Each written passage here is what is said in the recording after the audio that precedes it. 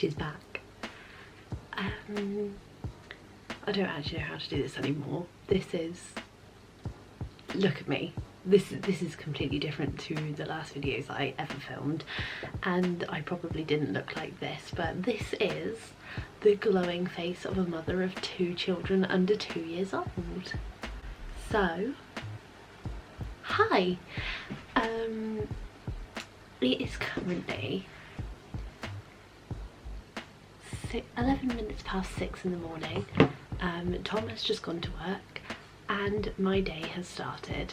So while both children are still asleep, I am going to make a coffee and wake up myself before the day commences. I want to catch everyone up on where I've been, what we've been doing, and how life has just been lifing. So I will catch everyone up on that soon.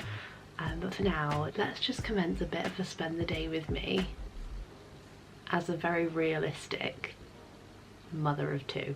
But it's going to be in no way aesthetic, because life isn't aesthetic. So this is just real, raw life. So let's go.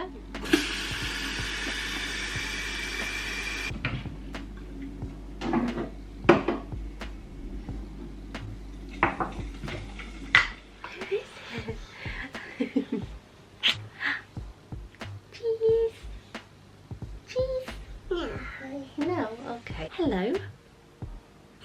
Yes, you. Olive has decided to wake up. Olive looks very different to the last time we were on YouTube. She is now, how old are you now? 21 months, which is craziness. I was literally looking the other day about when my last YouTube video was. It was 566 days ago. I find it hard to believe, I don't know about anybody else with their children, that Olive has even been on this planet for 566 days, let alone longer than that. But basically, I just thought that we would grab a cup of coffee and sit down and basically talk through where I've been, what we've been up to. We have had another baby, we have been on holiday, we have dealt with Olive having a seizure, Tom having a seizure within the space of 2 weeks with each other, and I went through a quite traumatic birth with Arlo, and I also suffered postnatal depression with Olive. It has not been the easiest ride over the last 2 years, but we are now in a stage where we are doing good. Everyone is happy, everyone is healthy, we are loving life, we are smashing it, aren't we?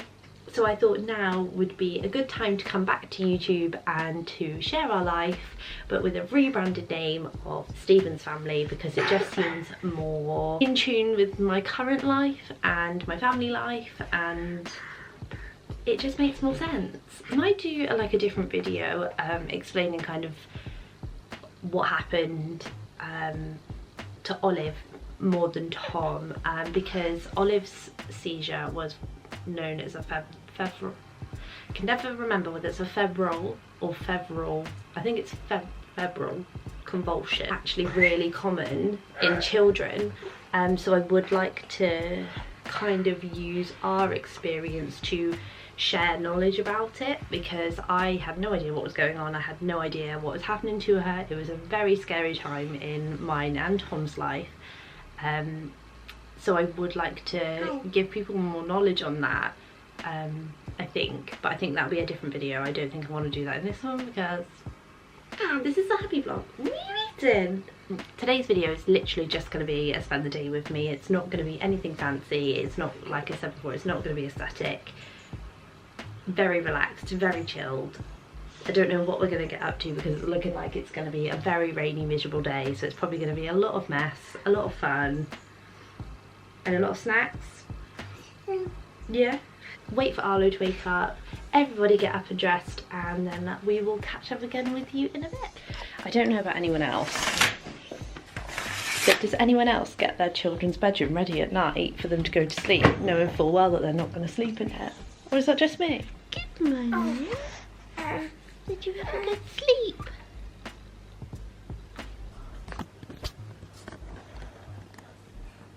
spending a lot of time trying to find the cap for the milk. And I've come to the conclusion there is only one explanation, and it rhymes with schmoliv. My milk is going to be uncapped until she finally tells me where it is, so that's going to be fun. It is now 7 AM, you know, it's been a whole hour since I started this vlog and both kids are awake. Arlo is kicking about on his playmat, you can hear him grunting and groaning as he normally does, and Olive is eating her breakfast. So I'm on cup of coffee number 2 at 7 AM. I don't actually know what we're going to do today, we don't have any plans. This is Arlo. Arlo was born on the 17th of June and we have just been loving life ever since, apart from the sleep. I think it must be a boy thing because Olive wanted to sleep like 14-15 hours a night from when she was like 3 months old, and I thought I was blessed with that. And he doesn't want to sleep 3 to 4 minutes a night, so boy mums, I don't envy you, because if you have more than one boy, I don't think you've probably slept in about 5 years. Some people might be lucky, but apparently it is a boy thing. There will not be a baby number 3 coming from here. Imagine insert footage in like 3 years time of like, oh, pregnancy announcement. No, there won't be, but imagine that'd be quite funny, wouldn't it? Olive has just been the best big sister ever, and we feel so lucky because we've got one of each. You know, why do we need another baby? Because I'm like trying to convince myself we don't need another baby. But you know that point after you have a newborn and then you get to the point where you're like, oh, another one would be nice. But then in the back of your brain you're going, no, no, no, no. The only thing about having 2 children under 2 is the tantrums. Because she is entering like terrible 2s and we've got a newborn. So me having a breakdown in Tesco is quite a regular occurrence, to the point where last night, for the first time ever, we were in bed, both children screaming, screaming, screaming. Me and Tom got in the car and drove till they were asleep at like 9 o'clock at night. And watching these aesthetic mums who are like, oh, my child sleeps, I put them down, they don't sleep in my bed. They might be very lucky. But I'm in the car at 9 PM. Arlo is 11 weeks old today. It just seems excuse you, that seems mental to me that 11 weeks ago he was born. He's just the most beautiful little thing though. Peppa! Peppa! Hi Peppa! Peppa! Peppa! This is a very rare occasion that I am actually putting makeup on, because that doesn't happen, and when I say makeup it is literally some number 7 tinted serum, like it's not even foundation. I'm just trying to make myself feel a little bit more alive. What do you mean? Hi! Peekaboo! Peekaboo! We're done. Arlo is currently having a little nap, and what I wanted to do today was do some baking, but I haven't got any eggs. We'll just go and watch Danny go in the front room. I think that's always a hit, isn't it?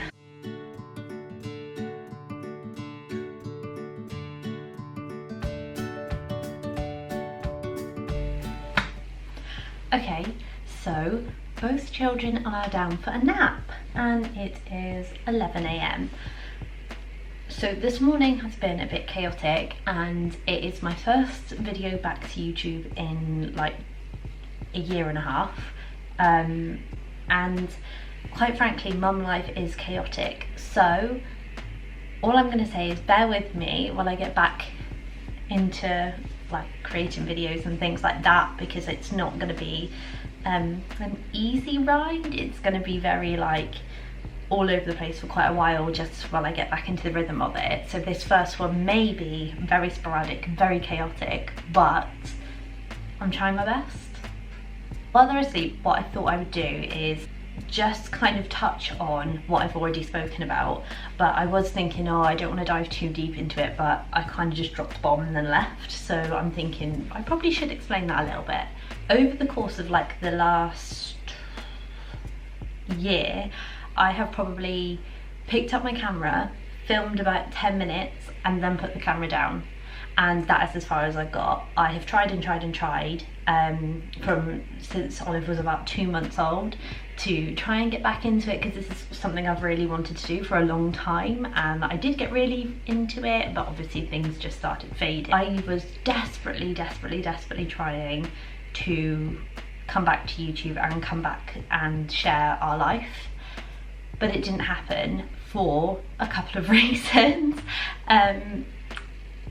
After we had Olive, everything was really peachy. Tom went back to work. I started going to baby groups, having the time of my life in my beautiful little like newborn bubble, but then that bubble popped, and that bubble popped hard and fast. I thought my friends didn't want to hang around with me anymore because I had a child. Quite frankly, me and my friends, we don't speak like every day of the week. We're kind of like the friends that will speak once every 3 weeks, but then when you see each other it'll be like you haven't actually not spoken to each other in such a long time. If anyone out there is feeling like that at the moment, that's not the case. Your friends are still your friends whether you have babies or no babies, and just because I have children and I don't really want to go out drinking because I don't really drink anymore, they don't want to go out drinking either because we're nearly 30 years old. Like, there's a difference. Your life doesn't stop because you have children. It takes a different path, but your friends come on that path with you. That was tough.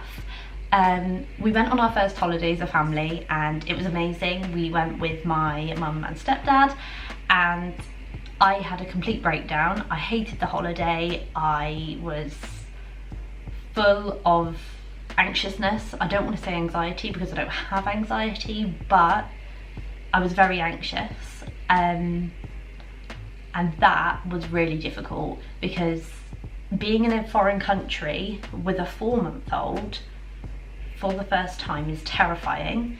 And what I didn't realise at the time is that I did have postnatal depression. Very common, and a lot of people do have it, but obviously when you don't realise what's happening, you just think the world is crushing around you, but it's not. And a few months later I was back at baby groups, I was back out in the world. I wasn't scared to take Olive out anymore, you know, we were good. And then when it got to September, I found out that I was expecting baby number 2. My pregnancy,